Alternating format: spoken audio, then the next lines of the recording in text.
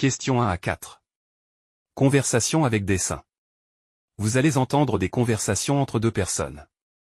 Indiquez à quel dessin correspond chaque conversation. Conversation 1. Question 1. Dis-moi Claude, quel est le meilleur moyen d'économiser sur le transport dans cette ville? Je te recommande le vélo. Depuis que je l'utilise, je ne dépense absolument rien pour le transport.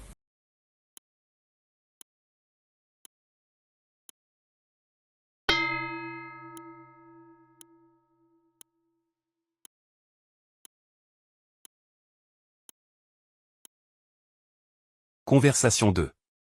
Question 2.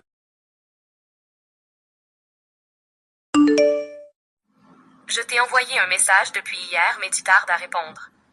Est-ce que tu seras de la partie vendredi? Malheureusement non, j'ai fait une chute dans l'escalier vendredi et je me suis cassé le bras.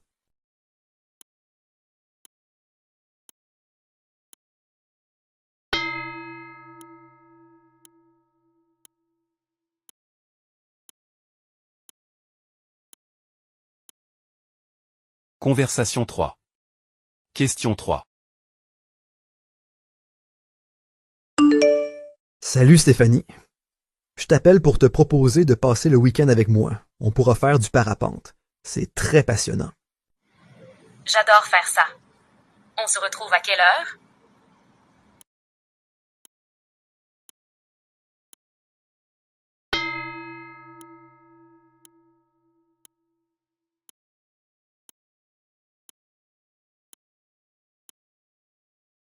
Conversation 4.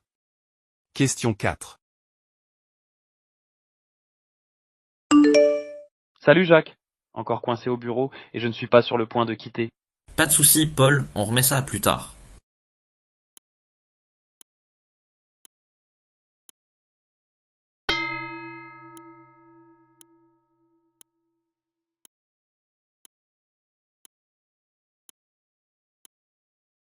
Question 5 à 8.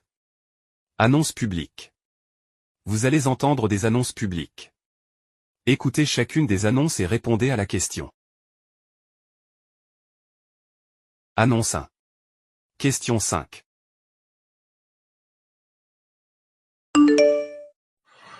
Chers voisins, ce samedi à 10 heures, nous organisons un nettoyage de quartier. Rendez-vous au parc central avec vos gants et sacs poubelles. Joignez-vous à nous pour rendre notre quartier plus propre et agréable pour tous. À samedi, 10 heures au parc central.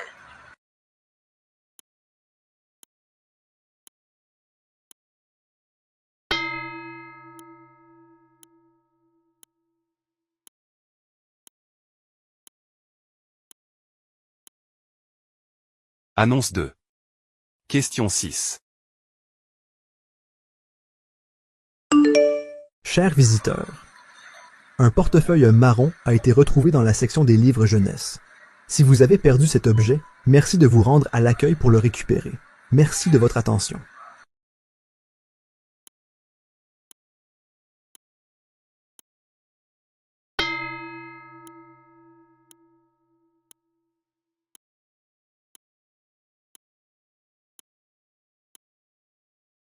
Annonce 3.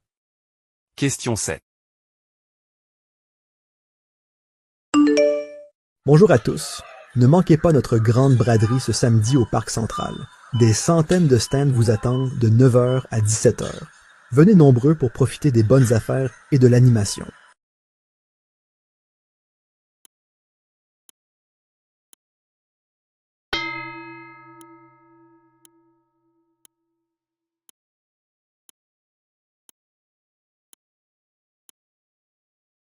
Annonce 4.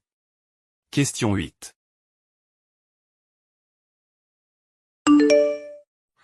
Mesdames et messieurs, Rejoignez-nous ce samedi à 14 heures au Centre culturel pour un événement exceptionnel. Des objets uniques et précieux seront proposés aux plus offrants. Ne manquez pas cette occasion rare de repartir avec des trésors inestimables. Rendez-vous samedi.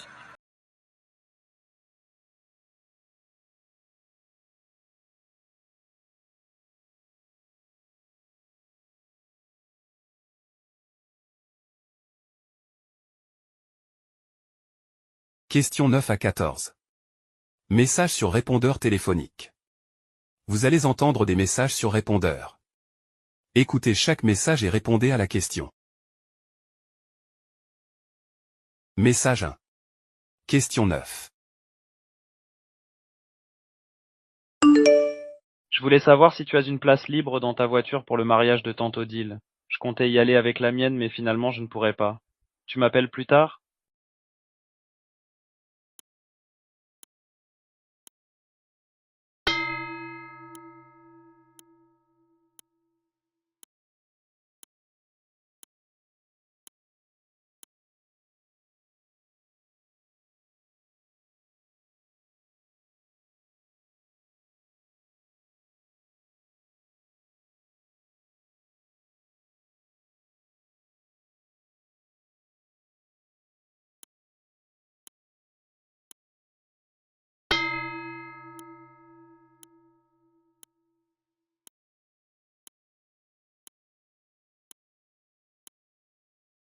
Message 3.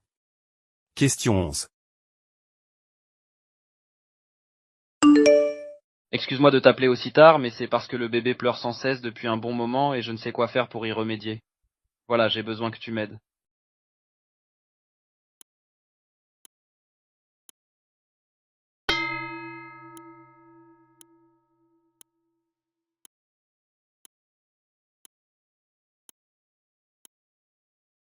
Message 4.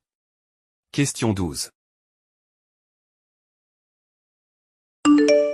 Cher abonné, vous êtes préoccupé par votre consommation d'électricité? Nous avons une solution pour vous. Optez pour notre service de suivi personnalisé avec le compteur Linky.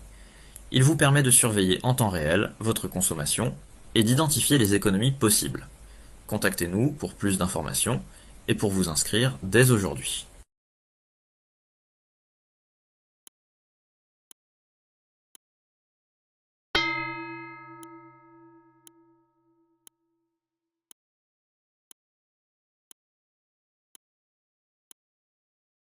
Message 5. Question 13. C'est ton vieil ami. Juste pour t'informer que je ne fais plus partie des effectifs de la société ATS. On se voit bientôt pour en discuter. À bientôt.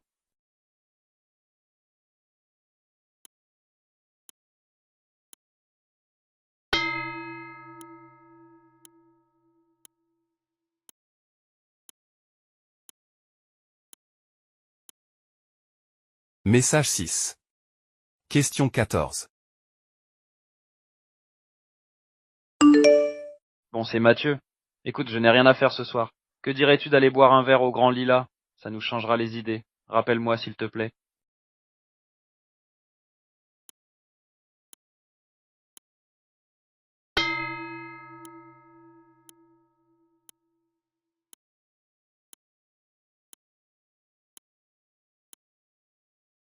Question 15 à 20. Micro-trottoir. Micro-trottoir 1. Vous allez entendre 3 personnes répondre à la question suivante. Êtes-vous favorable à l'interdiction de plats carnés dans les cantines scolaires de la ville? Indiquez si la personne interrogée A. Est favorable. B. Est favorable sous certaines conditions. C. Est défavorable. D. Ne se prononce pas. Personne 1. Question 15. Écoutez, moi je suis limitée financièrement, mais mes enfants mangent convenablement à la cantine de leur école. Donc cette mesure est un coup de massue pour moi.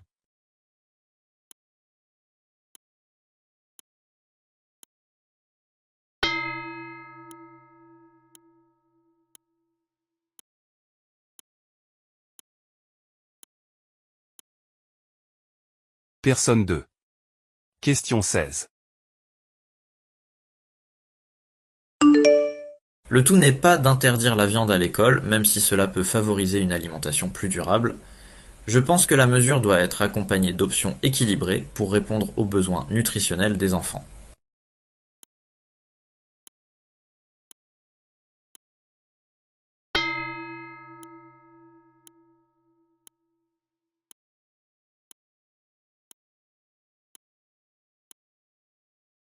Personne 3. Question 17. Interdire la viande dans les cantines scolaires, c'est bafouer les préférences alimentaires de tous les enfants et n'oublions pas les carences nutritionnelles. Pour moi, ça reste à revoir.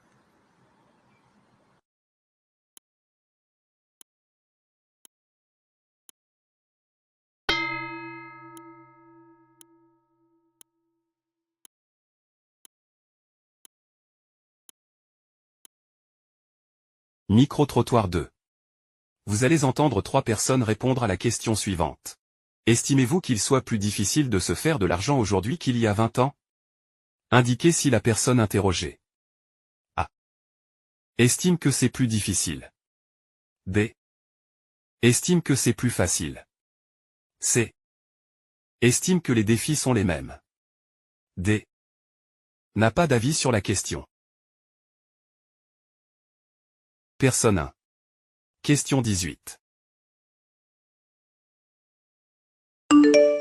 Beaucoup de choses ont changé. Moi, je pense qu'il est effectivement moins évident de se faire de l'argent aujourd'hui qu'il y a 20 ans, en raison de l'augmentation du coût de la vie, de la concurrence accrue et de la précarité de l'emploi.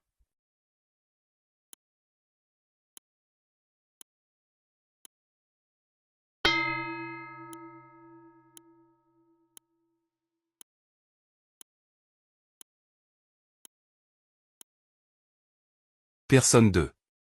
Question 19. C'est vraiment une question intéressante. Je pense que se faire de l'argent aujourd'hui est comparable à il y a 20 ans. J'explique cela par le fait que les défis ont évolué avec le temps. Mais les opportunités ont aussi augmenté, ce qui équilibre les difficultés rencontrées.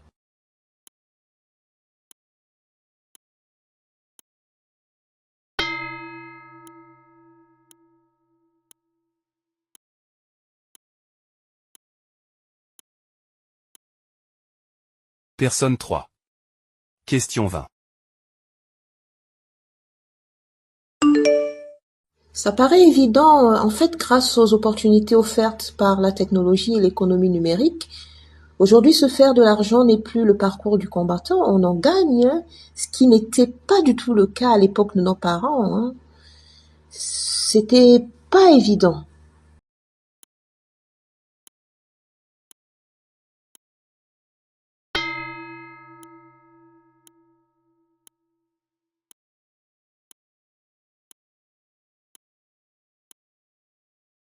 Question 21 et 22. Chronique radio. Vous allez entendre 2 chroniques diffusées à la radio. Écoutez chaque chronique et répondez à la question. Chronique 1. Question 21. Aujourd'hui, parlons du vin avec l'énodynamie musicale, connue comme étant une méthode révolutionnaire où la musique est utilisée pour améliorer la qualité du vin. En diffusant des morceaux spécifiques dans les vignobles et les caves, les viticulteurs observent que les vibrations sonores stimulent les micro-organismes bénéfiques, enrichissant les arômes du vin, ce qui résulte en un vin de meilleure qualité. Des genres musicaux variés, du classique au jazz, sont sélectionnés en fonction des différentes phases de production, offrant une approche harmonieuse et innovante à la viticulture moderne. Cependant, cette pratique est encore controversée et manque de preuves scientifiques solides pour soutenir ses effets. Bien que certains viticulteurs rapportent des améliorations notables, d'autres restent sceptiques, considérant ces résultats comme anecdotiques.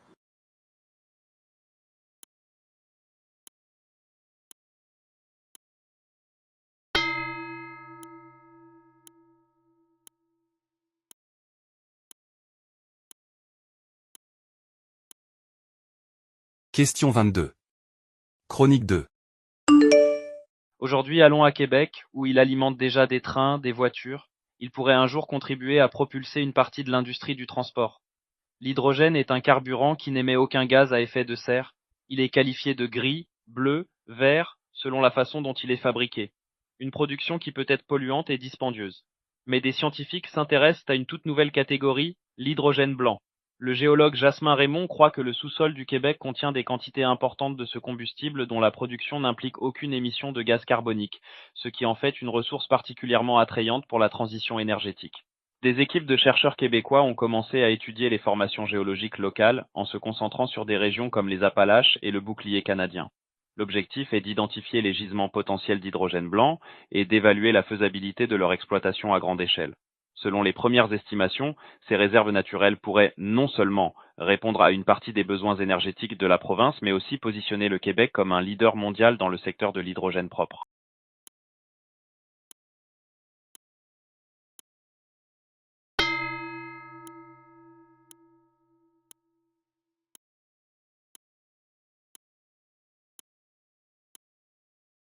Questions 23 à 28. Interview. Lisez les questions, ensuite, écoutez l'interview et répondez aux 2 questions. Interview 1. Questions 23 et 24.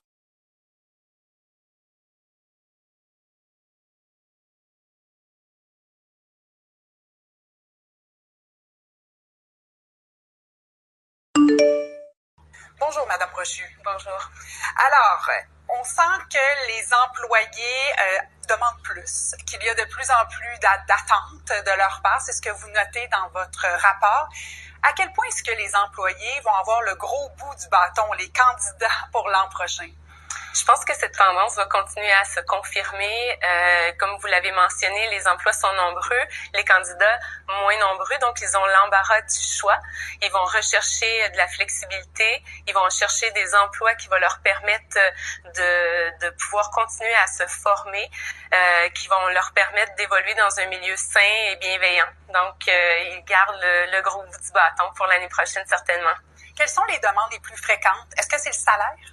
Je vous dirais que le salaire tombe en 3e place. Oui. Ce qui est le plus important chez les candidats, c'est vraiment une flexibilité. Donc, pouvoir jongler vie sociale, familiale et professionnelle. C'est de travailler dans une entreprise qui reflète aussi leurs valeurs. Ils sont de plus en plus nombreux là, à exiger, par exemple, de travailler dans un contexte où l'employeur va considérer l'environnement comme étant quelque chose d'important. Okay. Donc, voilà.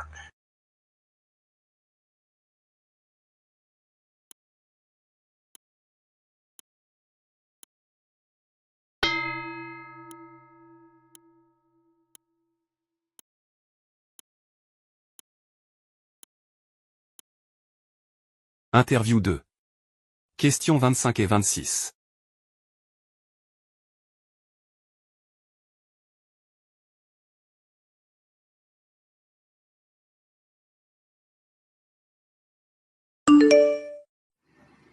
On reçoit Denis Doucet, porte-parole de Multiprêt Hypothèque. Bonsoir, M. Doucet. Bonsoir. Alors, c'est une situation particulière. On voit que le nombre de transactions diminue, les prix aussi qui ont reculé depuis le sommet. D'ailleurs, la SCHL s'attend à un recul encore des prix d'ici la fin de l'année. Desjardins parle de 17% entre le sommet et la fin 2023 au Québec. Est-ce que vous diriez aux nouveaux acheteurs s'ils ont un peu de temps devant eux d'attendre? Pas nécessairement. L'achat d'une maison, c'est comme certains essaieraient d'acheter à la bourse puis dire je vais attendre que les actions baissent pour les acheter. Jouer à ce jeu-là, les spécialistes vont nous dire c'est très, très risqué. Moi, je pense que quand les gens s'engagent dans un projet pour s'acheter une maison, on doit vérifier notre budget, vérifier notre capacité et peut-être sélectionner une maison qui sera compatible avec nos moyens. Là.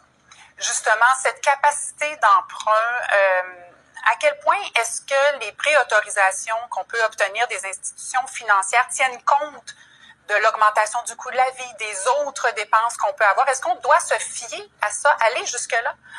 La préautorisation, c'est un calcul sans tenir compte ni de l'inflation, ni des autres facteurs, uniquement pour dire aux gens, regardez, au-delà de ce montant-là, vous ne pourrez pas emprunter. Donc, c'est la limite. Mais c'était un des indicateurs. Mais les gens doivent faire un exercice budgétaire, se faire conseiller, soit par un courtier hypothécaire, par un conseiller en finances personnelles, mais essayer de voir avec leur budget et ce qu'ils peuvent anticiper comme frais supplémentaires. Puis là, c'est pas juste à court terme, parce que malheureusement, les gens regardent ça souvent dans un horizon de 6 mois ou 1 an. Mais est-ce que j'ai l'intention d'avoir un enfant l'année prochaine? Si oui, les coûts que ça peut générer. Et à ce moment-là, on peut établir un paiement avec lequel les gens pourront vivre correctement.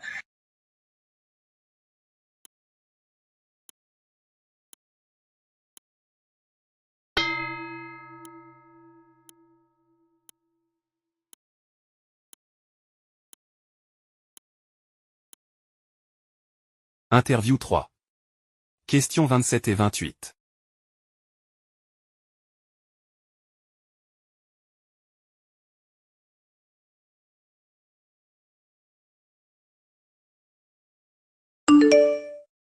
Un nombre de véhicules à essence plus élevé que jamais en 2023. Alors, est-ce qu'on est sur la bonne voie pour atteindre les cibles en termes de vente de véhicules électriques? On fait le point avec Daniel Breton et les PDG de Mobilité électrique Canada. Bonsoir. Bon. Alors, les ventes de véhicules électriques et hybrides sont en hausse, c'est ça qu'on observe, mais celles des voitures à essence progressent encore, M. Breton. Est-ce qu'on est en train de rater le virage de la mobilité zéro émission au Québec? En fait, oui. C'est-à-dire que si on ne prend pas un virage plus radical pour diminuer les émissions de gaz à effet de serre dans les transports, qui, je le rappelle, sont la première source d'émissions de gaz à effet de serre au Québec, on va rater le virage. Parce que oui, on veut que de plus en plus de gens achètent des voitures électriques, mais on veut aussi faire en sorte de diminuer les émissions de gaz à effet de serre. Donc, si la flotte ne cesse d'augmenter, on va effectivement rater le virage. Bon, Québec dit s'il y a une hausse du nombre de voitures à essence en ce moment, c'est parce qu'il y a une augmentation rapide de la population. Est-ce que cette explication-là, ça tient la route selon vous? Moi, je pense que c'est effectivement une partie de l'explication. Ce n'est pas toute l'explication. Écoutez, il faut pas oublier que lorsqu'on regarde l'annonce qui a été faite par le gouvernement du Québec dans le dernier budget, comme quoi il voulait cesser de subventionner l'acquisition de véhicules électriques, tout en ne décourageant pas l'achat de véhicules à essence, dont des véhicules à essence énergivores. Moi, j'avais parlé, je l'ai dit à de nombreuses reprises, qu'il faudrait mettre en place un système de bonus-malus pour à la fois continuer à encourager les véhicules électriques, mais aussi décourager l'achat de véhicules énergivores. Je le rappelle, en 2007, le gouvernement conservateur de Stephen Harper avait mis en place un bonus-malus 2 000 $ pour un véhicule vert, 4 000 $ de malus pour un véhicule énergivore, et le tout de façon fiscalement neutre. Si en 2007, les conservateurs ont pu le faire, il n'y a pas de raison pour qu'en 2024, le gouvernement du Québec ne puisse pas le faire.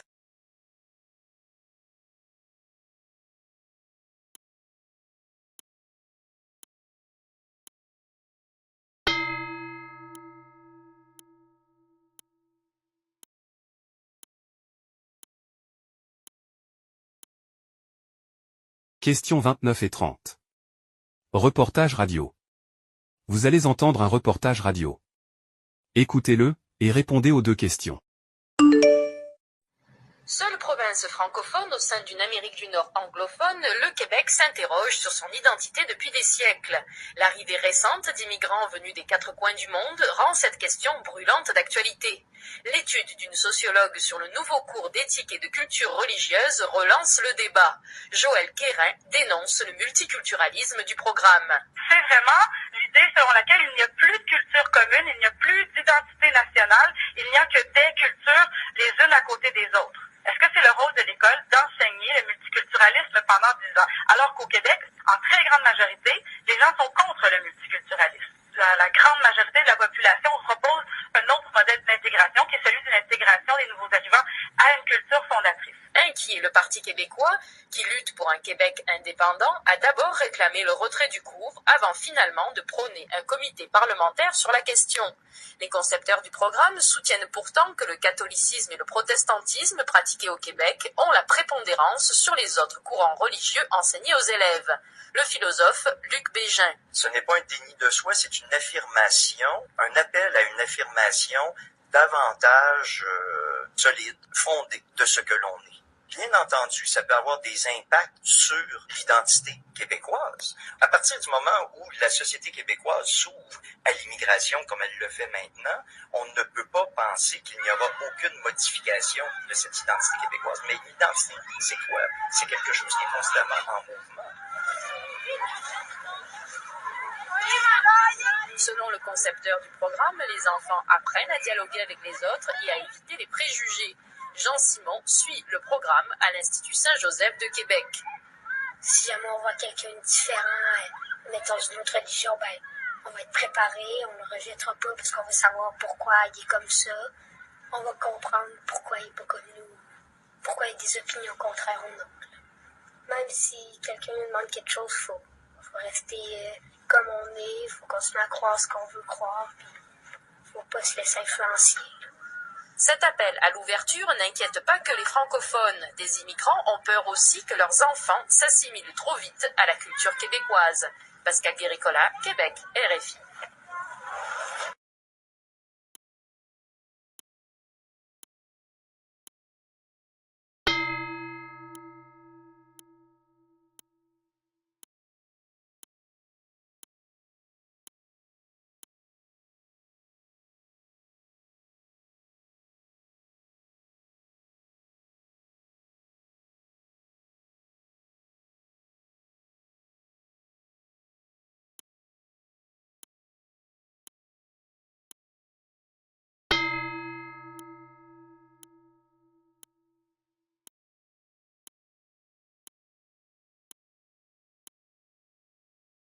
Questions 31 à 40.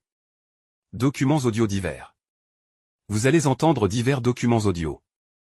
Écoutez chaque message et répondez à la question. Question 31.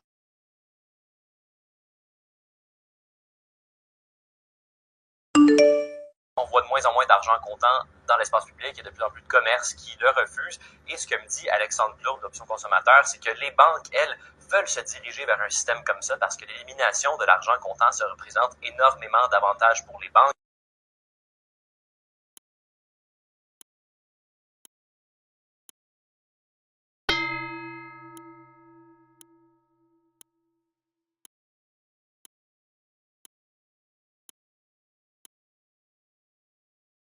Question 32.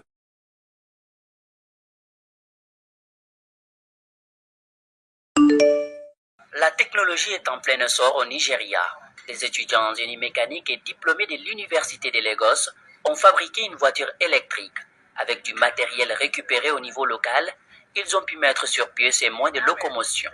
L'objectif de Fola Jumi et ses amis est de pousser les autorités du Nigeria à promouvoir les voitures électriques, ce qui pourrait, selon ces étudiants, contribuer à la réduction des émissions de carbone dans l'atmosphère.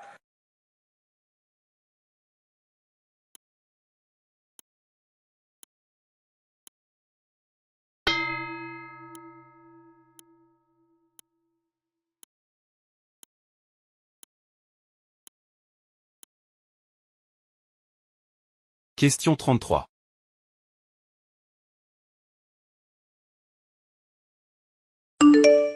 C'est un paradis naturel oublié, du moins qui ne figure plus sur les catalogues des tour operators. La Sierra Leone, son image reste associée à la guerre civile et à la pauvreté. Pourtant, sur place, la paix est revenue et le pays dispose de nombreux atouts pour le plus grand plaisir des voyageurs.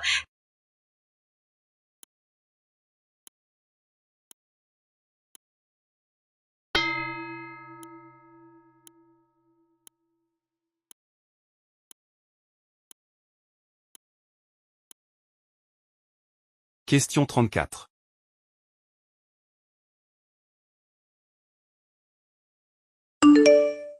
Pendant que le monde se mobilise pour apporter une aide d'urgence aux victimes de l'ouragan Irma dans les Caraïbes, viendra quand même le temps où il faudra penser à la reconstruction, comme ça a été le cas par exemple en Haïti après le terrible séisme de 2010. Beaucoup d'argent y a été investi et nous sommes retournés voir un des projets phares de la Croix-Rouge canadienne, financé donc avec vos dons amassés après le tremblement de terre, 6 millions de dollars pour la reconstruction de l'hôpital Saint-Michel dans la ville de Jacmel. Inauguré l'an dernier, il fait face aujourd'hui à un manque de personnel, de matériel, de financement aussi. Alors on peut se demander si ce genre de projet est la meilleure façon pour la communauté internationale d'aider un pays comme Haïti.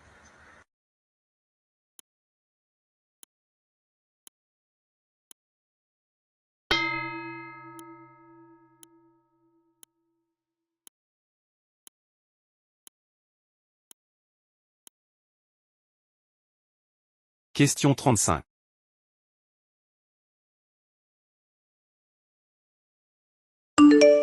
Max, c'est une grosse araignée rouge à 6 pattes qui surplombe un tapis roulant. Sur ce tapis défilent les déchets que vous avez mis chez vous dans la poubelle de tri. Et Max, il est formé pour enlever toutes les erreurs. Car vous triez sans doute très bien, mais vous avez peut-être des voisins qui font n'importe quoi. Hier matin, il y avait sur le tapis une paire de chaussures et une poupée qui n'avait rien à faire là. Le robot donc apprend, on lui met dans son logiciel des milliers de photos. Il apprend à reconnaître les formes, les couleurs des déchets. Et avec ses 6 bras articulés, il retire tout ce qui ne se recycle pas.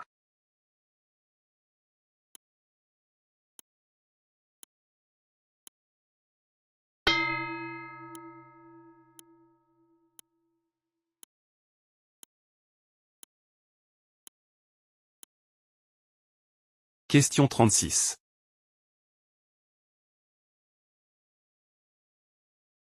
Vous avez peut-être remarqué dans votre jardin cet insecte.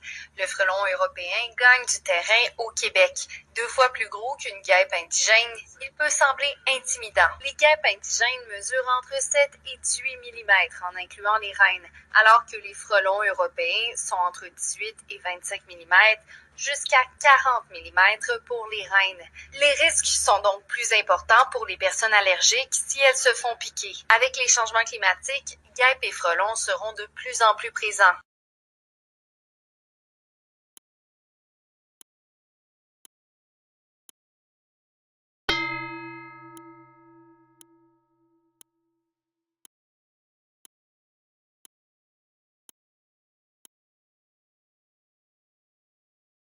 Question 37.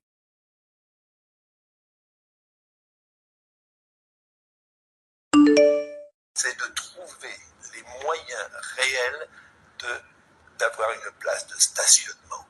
Parce que 80% des véhicules cherchent systématiquement une place et tournent en rond. Et c'est ceux qui polluent le plus.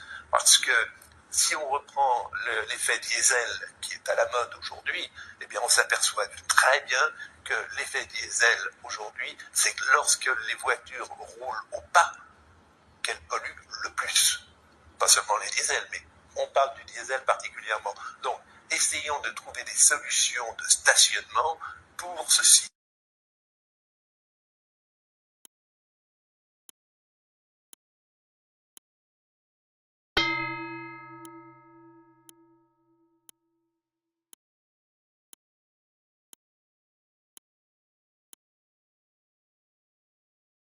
Question 38.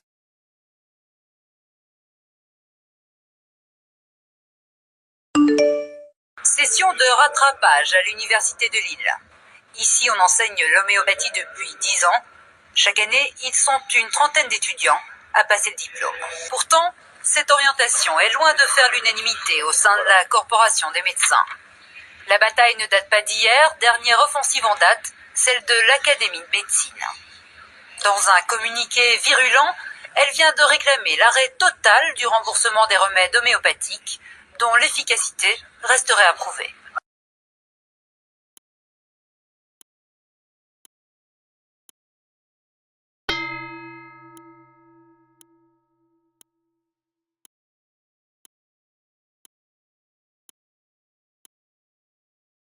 Question 39.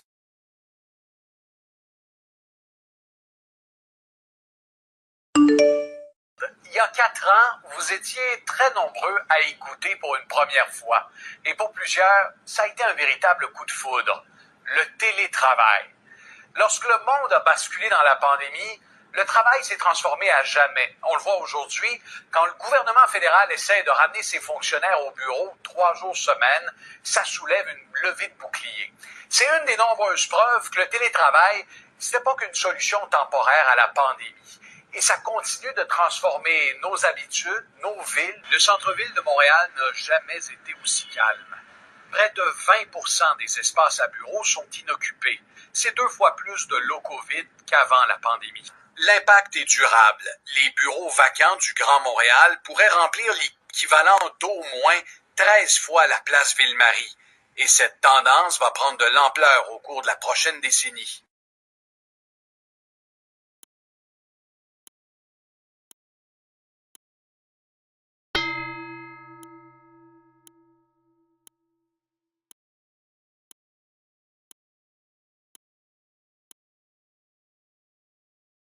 Question 40.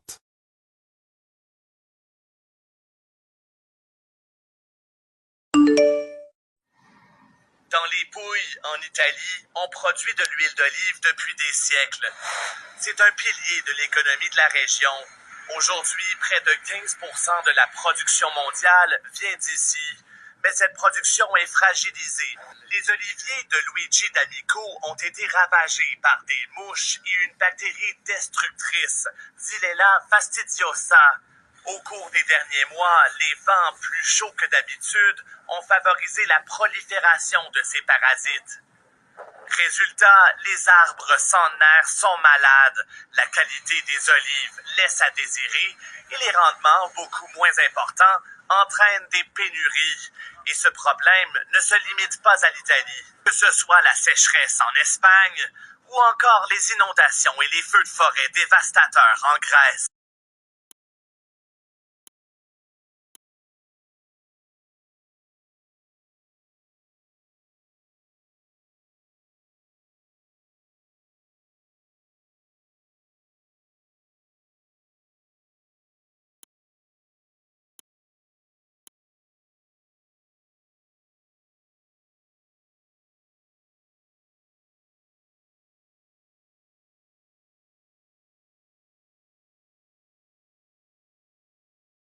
Thank you.